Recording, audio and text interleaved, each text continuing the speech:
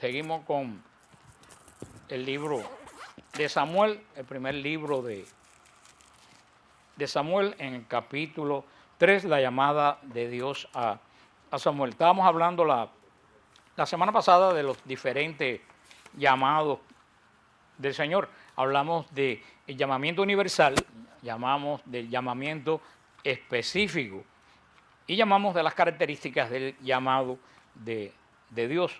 Ahora siguiendo con este llamado de Dios a Samuel, hablando del llamado personal también de Dios, vamos también a ver un poco los requisitos para ser llamados por Dios. No hay duda de que los dones y los ministerios son dados por Dios, por gracia, y así también Dios llama. Estamos hablando de un llamamiento, ¿qué cosa? Específico. Recuérdense que hablamos la semana pasada que hay llamamiento universal y llamamiento específico. Hablamos la semana pasada que el llamamiento universal es ¿para quiénes? Para todo el mundo. Es un llamado a la conversión, llamado a la santificación. Ya hablamos, me parece que se les olvidó, que el llamamiento específico es cuando el Señor llama a servir el reino de Dios en algo, un grupo, un ministerio, algo donde Él lo pone. Entonces, cuando Él llama específicamente a una persona para algo, estamos viendo los requisitos que tienen este llamado específico. Y estamos diciendo que los ministerios y estos llamados específicos son dados por Dios. El Señor es quien lo da y Dios lo hace por gracia. El Señor llama a las personas a servirlo específicamente en algo por gracia, no por obras. ¿Qué quiere decir eso? Que el Señor no nos llama a servir en un lugar específicamente, no porque hubiéramos hecho algo grande, no por la capacidad que podemos tener. El Señor llama a las personas por pura gracia. O sea, no por una persona sea muy inteligente, el Señor lo llama a un ministerio. Hay personas que son extremadamente brillantes, inteligentes y no están llamados a ningún ministerio. Otra característica y llamado de Dios lo hace siempre específicamente dentro de la iglesia, a los miembros del cuerpo de Cristo. Una característica para recibir el llamado de Dios, primero que nada tenemos que estar claros que es por pura gracia y no por mérito humano. Es más, casi siempre el Señor llama para un ministerio a los que no tienen capacidad para Él, para que se cumpla lo que dice la palabra de Dios, que es para la gloria de Dios, no para la gloria de un ser humano. Otra característica para ser llamado por Dios es ser humilde. Eso lo hablamos la semana pasada, es una de las características principales, ser humilde. Al orgulloso y al altivo, según dice el Salmo 138, Dios lo mira de lejos. Y no se olviden de eso que dice el Salmo 138, versículo 6. Al orgulloso y al altivo, Dios lo mira ¿de dónde? De lejos. Imagínate tú que Samuel le hubiera dicho, pensando que era el que llamaba, no me molestes llamándome a esta hora, espera mañana por la mañana. El Señor solamente llama como Samuel, que se levantó y preguntó, tú me llamaste, ¿qué tú necesitas?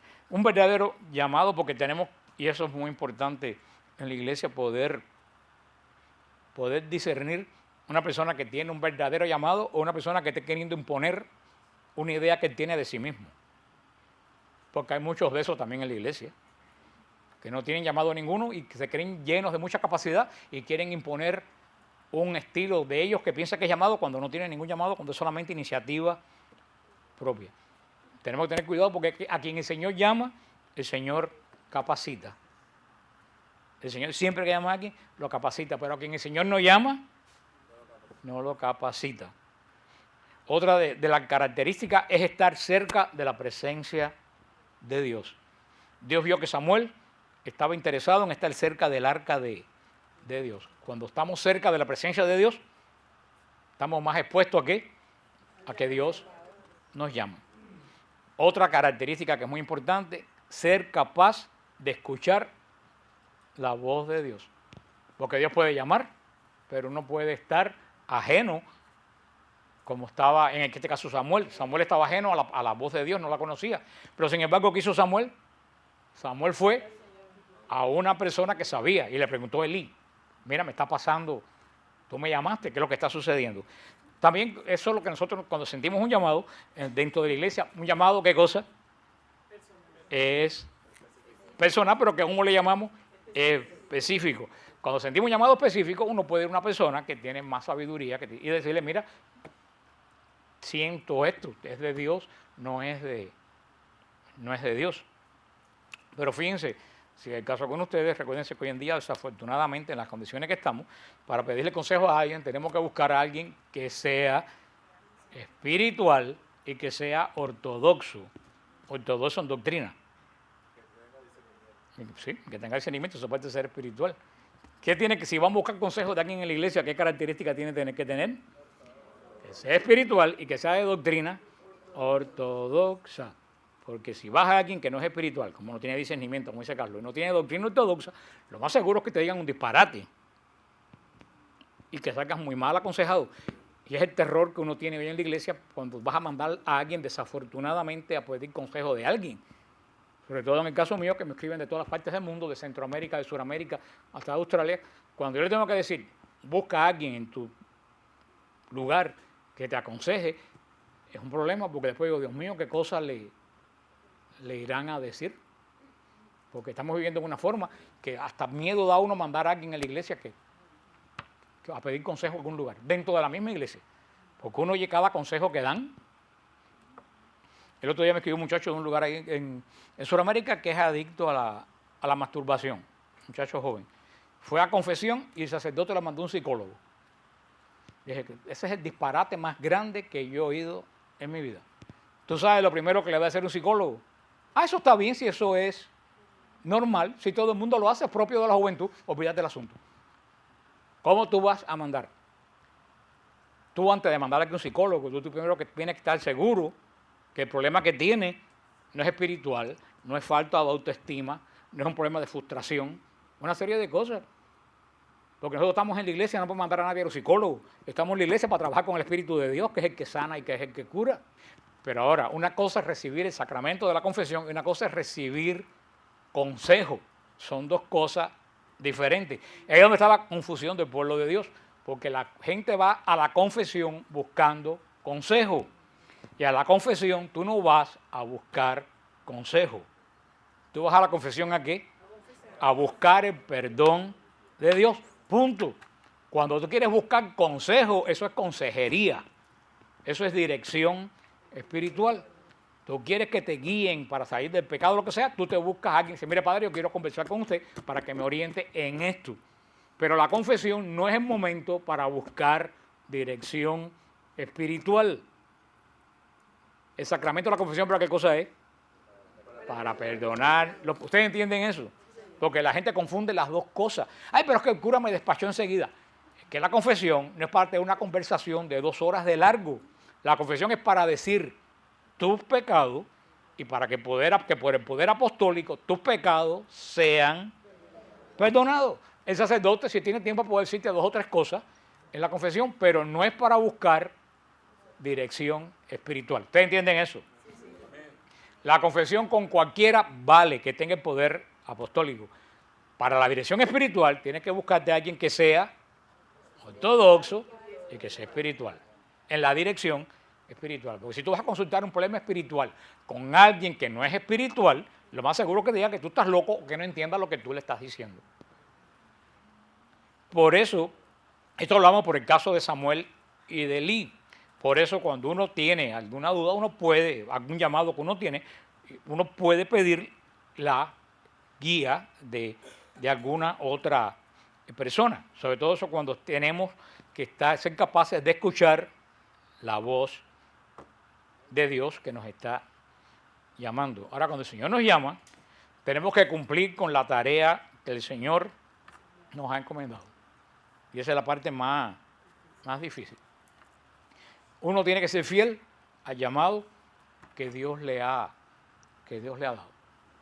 Tú no puedes ser llamado por Dios y escuchar a Dios y ponerte en la orden de Dios y después no hacerlo a lo que Él te llamó. A la vez que te llama, y lo dice el Señor, hay del que pone la mano en el arado y mira atrás. Y eso se aplica a todo tipo de llamado, desde el llamado de sacerdocio hasta el llamado más simple en la iglesia. O sea que no hay nada más tonto que decir, ay, yo no, que yo no sirvo para eso porque yo no soy digno, o yo no tengo la... Si el Señor te llamó, Él te va a calificar. Ahora, si el Señor, ¿qué cosa? Te llamó. Esa es la parte que uno tiene que discernir. ¿El Señor me está llamando o esto es una invención mía de un deseo que yo tengo? O alguien que te dice que el Señor te está llamando, que también pasa eso. No, el Señor es muy difícil. Yo no creo en eso que alguien te diga que el Señor te está llamando a ti. Cuando el Señor quiere llamar, Él te lo llama, te lo pone en el corazón. Y no te manda, casi nadie, nunca te manda mensajes con nadie. El Señor te lo pone en el corazón. Yo no confío mucho con toda esa gente que vienen con palabras de profecía extrañas. Pues no dudo que pase, pero yo, personalmente yo, no que no crea, desconfío. Porque como yo sé que es de verdad el Señor quien dio esa palabra. Y que no es un invento de la persona. Cuando el Señor te llama para algo, tú sientes dentro de ti un deseo irrefrenable de hacerlo. Que no, tú te das cuenta que no proviene de ti. Es una intuición que tú tienes, un deseo, una cosa en la cabeza de hacer algo. Y todo para lo que Él te está llamando, Él te abre el camino delante. Tú sabes que es de... Y si tú no estás preparado para lo que el Señor te está llamando, mejor todavía. Yo estaba viendo el otro día un documental en EWTN de un monasterio en Canadá benedictino, que por cierto está lleno de monjes jóvenes, muy jóvenes. Y uno de los monjes explicaba que cuando un monje llega al monasterio cualificado para algo, nunca lo ponen a trabajar en eso.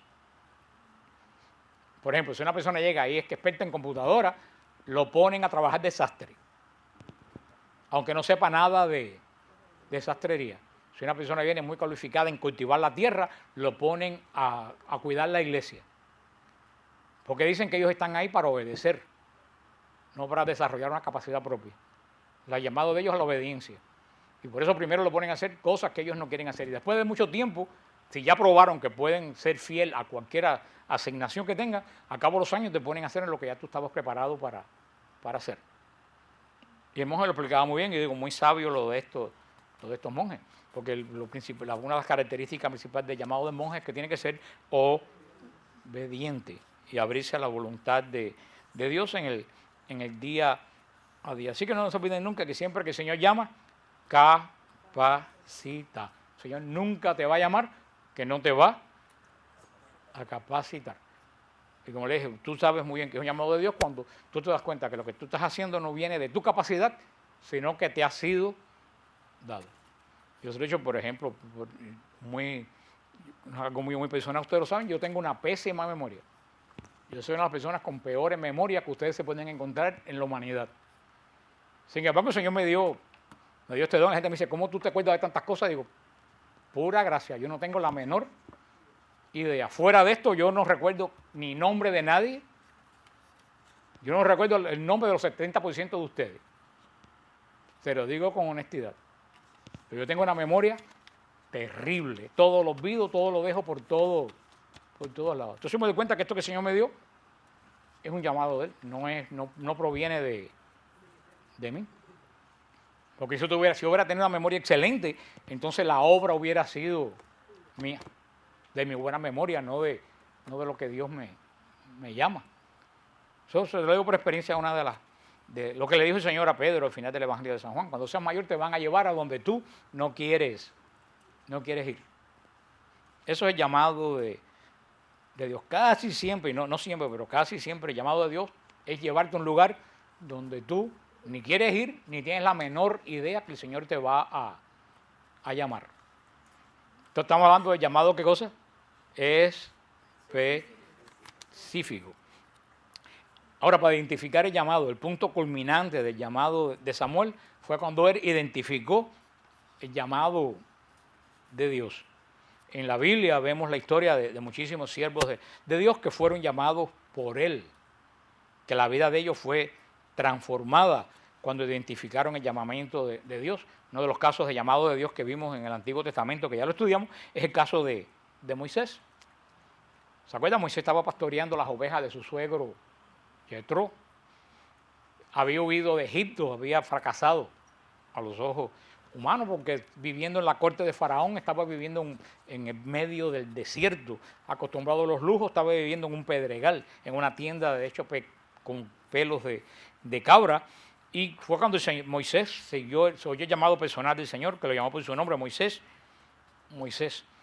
Y fue cuando dice, ¿se acuerdan el llamado de Moisés?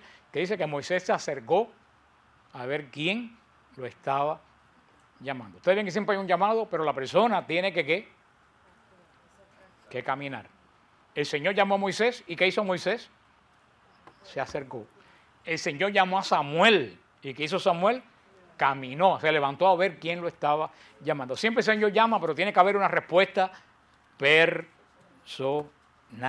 Cuando Moisés caminó, fue cuando identificó que en medio de la zarza estaba Dios poderoso, y fue cuando el Señor le transmitió la misión que Moisés tenía que hacer, que era todo lo opuesto del plan que tenía Moisés. Porque ¿de dónde venía Moisés huyendo? De Egipto. Lo menos que Moisés tenía en mente era regresar a Egipto. ¿Y qué le dice el Señor? Vete a Faraón. Vete a Faraón. Como Samuel. Vamos a ver que Samuel va a llegar a ser el jefe de Israel sin ser sacerdote y sin ser de ninguna tribu grande. Un niño que no debía haber nacido de una madre estéril. Otro de los grandes llamados junto con Moisés en la historia de la salvación en el Nuevo Testamento es el llamado de Pablo. Siendo Saulo, su vida cambió con una simple pregunta que él hizo. ¿Y cuál fue la pregunta que hizo Pablo? ¿Quién eres tú, Señor? Saulo iba todo lo opuesto. Saulo iba a aprender a los cristianos de Damasco y meterlos en la cárcel. Y en el medio del camino ve esta luz deslumbrante que lo tira en tierra. Y oye la voz de Dios que dice, Saulo, Saulo, ¿por qué me persigue? Y esa pregunta de Pablo es lo que cambió la vida de él. Señor, ¿quién eres? ¿Quién eres tú? Porque no estaba persiguiendo a un señor, estaba persiguiendo a muchas personas. Y le dijo, yo soy Jesús, aquel que tú persigues. O sea, te das cuenta también aquí está llamado cómo Jesús se identifica con la iglesia. Saulo perseguía a la iglesia y el Señor no le dice, Saulo, Saulo, ¿por qué persigues a la iglesia? ¿Qué dice el Señor? Saulo, Saulo, ¿por qué me persigue? Porque la iglesia es el cuerpo de Cristo. Vemos que estas dos grandes llamadas, igual que la llamada de Moisés, todo han surgido cuando tú identificas el llamado. El llamado. Moisés, primero, ante todo, preguntándole el nombre. ¿Cuál es tu nombre? ¿Quién eres tú? También Saulo con la misma pregunta. Señor, ¿quién eres tú? Samuel exactamente igual, preguntándole a Eli, ¿tú me llamaste? ¿Cómo también podemos saber cómo que hemos sido llamados? Ya se lo tenía aquí en la lista, pero eso lo había dicho. Tú sientes muy bien cuando tú eres llamado, cuando sientes un ardor, una pasión por una obra determinada, ¿no? Eso que tú sientes, y les explico ahorita que es un impulso a hacer algo de lo cual tú no tienes idea en tu mente cuando el Señor te va guiando a un lugar. En el caso mío personal, que yo siempre comparto mis experiencias, no sé, yo no tengo la menor idea. Una vez, yo se lo he contado otra vez, un amigo mío me dijo que por qué no nos reuníamos él y yo para estudiar la Biblia. Yo le dije que sí, y yo no tenía la menor idea sabía un poco del Génesis y un poco los profetas, pero ahí se acababa y de los salmos, por ahí se acababa mi conocimiento de la Biblia. Y le dije, bueno, vamos a reunirnos, nos pusimos él y yo para estudiar el libro del Génesis. Y de ahí se lo comenté con un matrimonio de la parroquia, que ya está en el cielo, con Arturo y con Hilda. Y Arturo me dijo, ¿por qué no vienes a la casa? Y con José, que era el otro muchacho que está estudiando la Biblia, ¿por qué no vienes a la casa? Y los cuatro estudiamos. Dije, okay. Fui a la casa y nos pusimos a estudiar la Biblia. La otra semana llegamos ahí, estaba el doctor Rodríguez Acosta y Olga, su esposa, y me dijo, Arturo, no, yo lo invité a ellos, y vinieron ellos, y así empezaron a llegar gente. Y un día, Mari, la hija de Gloria Veira, me dijo, Fran, hay veces que tú llegas tarde del trabajo, ¿tú quieres que yo traiga la guitarra y cantemos algo mientras tú llegas? Y yo dije, bueno, no veo nada malo en que traigas la guitarra. Y trajo la guitarra y se pusieron a cantar antes que yo llegara. Y después llegó un momento que la gente no cabía en la casa y los vecinos llamaron a la policía por los carros que estaban bloqueando la calle. Entonces, para nosotros eso fue un golpe tremendo. ¿Y qué hacer? Nos dijimos, vamos a pedir permiso a ver si nos dan el salón parroquial. Y nos dieron el salón parroquial y nos fuimos al salón parroquial. Yo pensé que no iba a ir nadie. A Coco Nombrosa, al salón parroquial. Y siguió llegando la gente. Bueno, el ministerio pues llegó hasta aquí. O sea que tú te das cuenta que no es algo que yo he buscado. Todo se me ha dado. El Señor lo sabe perfectamente. Yo en mi vida he hecho una sola propaganda por mí. Es más, me escondo para que la gente no me... Yo sería feliz si nadie me llamara a ningún lado. Pero entonces te das cuenta que es un llamado de Dios porque no provee. Ahora tengo que ir al día 18 a EWTN a hacer un programa con Alejandro Bermúdez, que ni lo he buscado, ni lo he llamado, ni tengo deseos de ir. Sí, y me he escondido y he dicho que no, porque tengo que irme a Miami a las 5 de la mañana, viajar el día entero para hacer un programa de 1 hora y regresar a las 12 de la noche a Miami para ir a trabajar el día siguiente. Y he dicho que no de todas las formas habidas y por haber. Hay gente que se le parte las patas porque lo inviten a ir a EWTN. Yo no tengo ningún interés de ir. El Señor lo sabe, no estoy diciendo mentira. Y me meten estos líos. Bueno, Señor, tiene que ser de ti.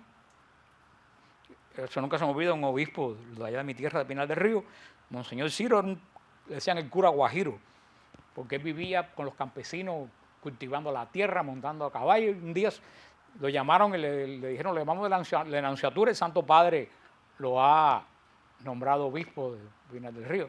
Le dijo, sí, está bien, pum, y colgó él. Él pensaba que era un chiste, le llamaron 4 veces y colgó y tuvo que ir en anuncio en persona hasta allí. A decir, usted es obispo y nadie, la última persona que la gente se hubiera imaginado en su vida que iba a ser obispo. Porque había mucha gente que se vendían como candidatos a obispo. Es la persona que nunca ni siquiera quería ir a la catedral a las concelebraciones de la misa crismal. Y el Señor lo buscó donde nadie se lo imaginaba. O sea, que eso es lo que estábamos a hablar. Y sobre todo, el punto tercero que dice aquí, que lo que sientas hacer esté de acuerdo con la palabra de Dios y con la obediencia de la iglesia. Aquello que no se corresponde a la palabra de Dios y no se corresponde a la obediencia de la iglesia, no viene de Dios.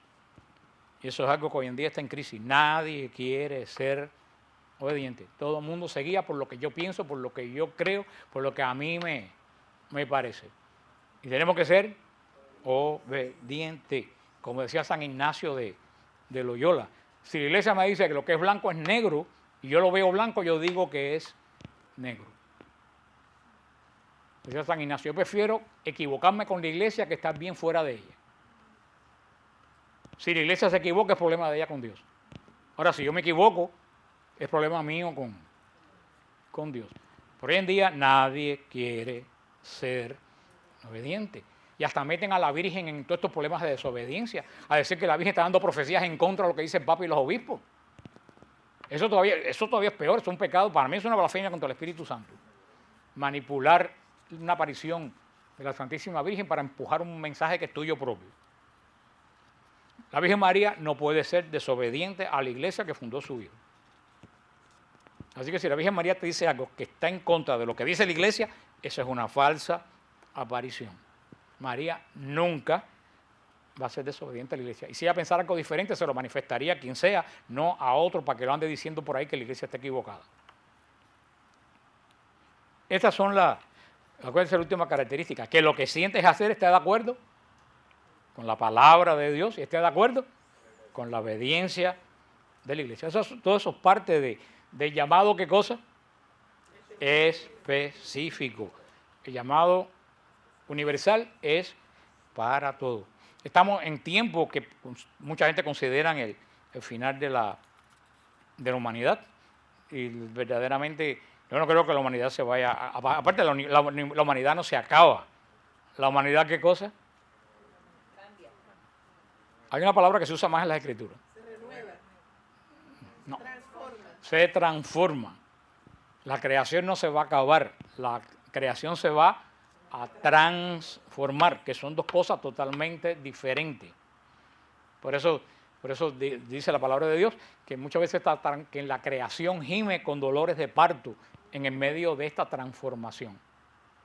Una mujer cuando pare, vaya, nunca, gracias a Dios nunca he tenido que parir, pero las que están aquí que han parido, me imagino que saben lo que eso duele.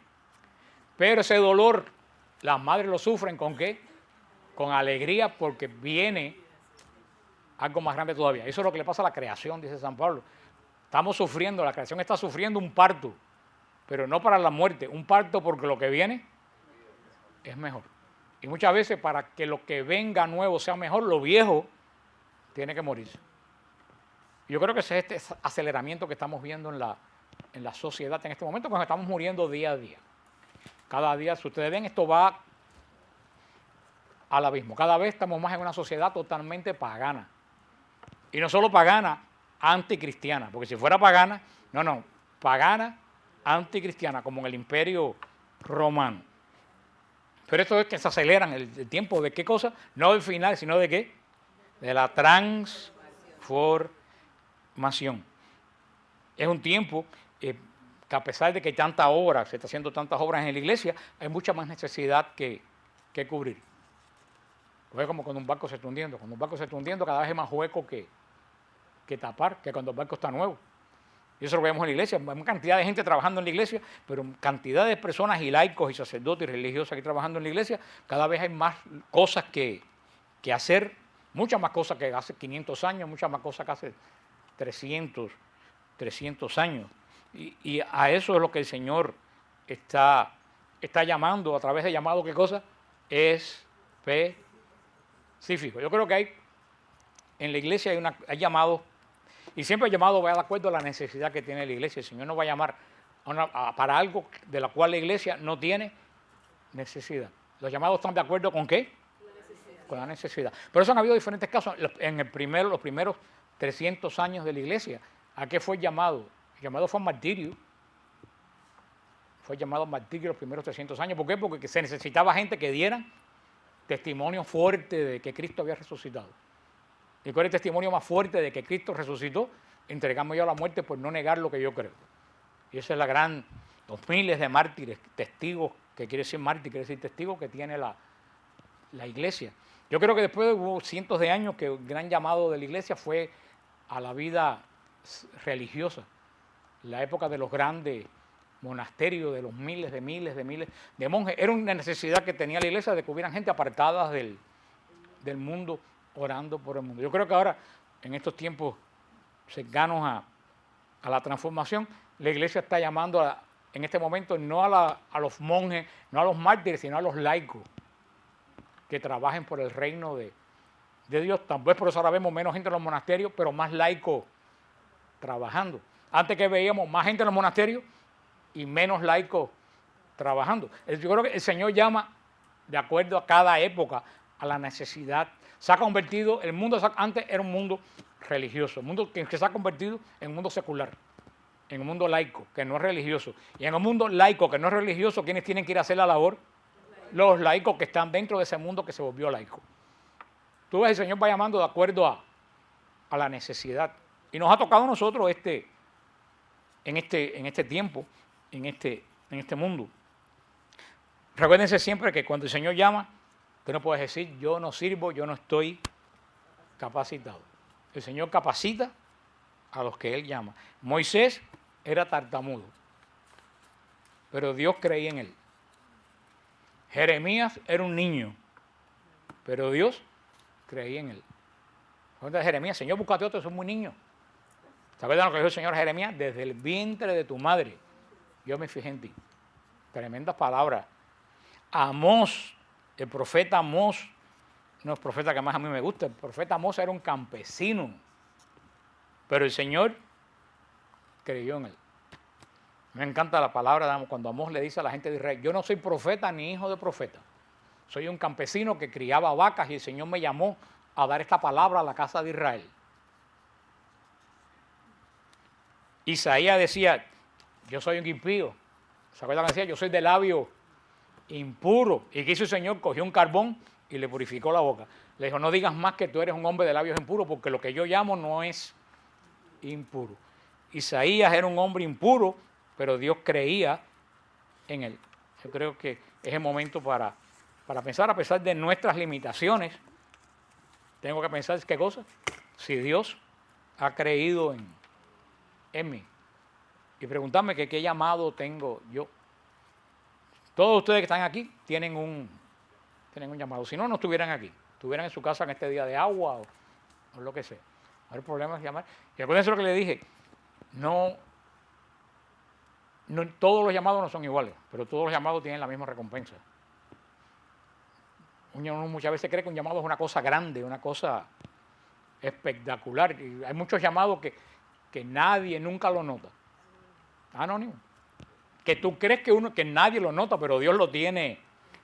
Créeme que hay cosas que el Señor te ha llamado a hacer, que si tú no la haces, nadie la va a hacer. Hay alguna persona en tu trabajo, hay alguna persona en tu familia, hay alguna persona en la calle que si tú no tienes una palabra que darle, nunca nadie se la va a dar. A mí me pasó una cosa este domingo, de las cosas insólitas que a veces le pasan, que yo le digo, Señor, pero ¿por qué? ¿Por qué? ¿Por qué? Mira para otro lado, si mira cómo hay gente. Yo siempre después de misa me quedo en San Judas una hora y pico orando el domingo por la tarde, porque al final yo no tengo nada que hacer el domingo. Entonces me encanta cuando la gente se va, yo me quedo solo en la iglesia, la gente entra ahí en la iglesia y se va, yo me quedo solo orando en la iglesia y me aíslo de todo el mundo. Y cuando está ahí siento que me tocan por aquí. Cuando yo miro, era un señor como, ¿cómo se llama el basquetbolista este de los Heat? Como LeBron James, de este tamaño, del color de la bocina. Y yo le pero qué grandísimo. Y yo le dije, sí. Y me dice, es primera vez que yo entro en una iglesia y quiero que alguien me hable de Dios. Y yo digo, Señor, hay 1 millón de gente en la iglesia, yo tengo la cabeza así. Bueno, no veo ninguna aureola porque tenía la cabeza tapada. Era americano, estuve conversando con él, el tipo me dijo hasta que se quería suicidar ese día. Yo estuve conversando y yo le di unas indicaciones de lo que tenía que hacer, a donde tenía que ir. Por supuesto, dejé de orar y le dediqué ese tiempo a él, oré por él. Pero dije, mira, Señor, tú me pusiste aquí para esta persona en este día de hoy. Si yo sigo mi oración y le digo, no, yo no hablo inglés o no tengo tiempo o lo que sea, esa persona se queda sin una palabra. Y eso puede ser en el trabajo, puede ser un día en el shopping center, puede ser un día que vas a Santísimo y ves a alguien llorando, puede ser alguien que ves una funeraria y está llorando en un rincón, qué sé yo. Es un momento que el Señor te ha dado una misión para hacer. Y por pequeña que sea, si tú no la haces, a lo mejor nunca nadie la va a tener la oportunidad de volverla a hacer. O sea que no es que solamente buscar a las llamadas. Créanme que los ministerios grandes, donde todo el mundo te ve, donde todo el mundo te invita, no son los más fáciles de llevar. Créanme que mientras más popular tú eres, más difícil se te hace la vida. Si tú vas a ser fiel a ese llamado que te da el Señor. Y es lo que mucha gente muchas veces no entiende, que yo me tengo que limitar de cosas que no son malas, pero que otras personas las hacen y yo no las puedo hacer. Sencillamente por el ministerio que yo tengo. Y muchas veces yo no puedo ir a la casa de ustedes a comer o a lo que sea, porque si voy a la casa de ustedes tengo que ir a la casa de todo el mundo, entonces prefiero no ir a ninguna. Hay gente con la que yo simpatizo, hay gente con la que simpatizo menos en el ministerio, lo que sea, y yo quisiera ir más a casa de uno que a casa de otro y me tengo que negar a toda invitación. Y aislarme, la gente a lo mejor no me entiende. Pero me dicen, pero si nadie se va a enterar que tú vienes a mi casa a almorzar. Nadie se va a enterar, pero yo me siento incómodo. Si yo voy a tu casa y otro me invita y yo le digo que no. Y desafortunadamente, con todo lo que yo hago, yo no puedo ir a casa de todo el mundo continuamente. Entonces, ¿tú sabes qué? Prefiero no ir a ningún lado. Si yo fuera a bautizar, toda la gente que me han pedido tuviera 300 ahijados. Yo tengo que pasar la pena y decir, yo no bautizo porque es una responsabilidad muy grande sobre la cual yo no tengo tiempo.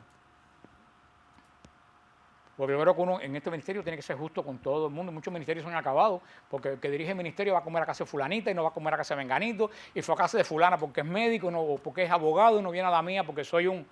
¿Cuántas cosas de esas yo he oído? O sea, uno tiene que vivir con mucho cuidado. Yo creo que mejor los ministerios anónimos que nadie se entera ni nadie se da cuenta. O sea que todo esto parece que no tiene que ver, pero todo esto tiene que ver con el llamado de Dios a Samuel en el capítulo 3 completo del llamado a Samuel, que ustedes pues deben leerlo varias veces y sacar de ahí sus propias conclusiones.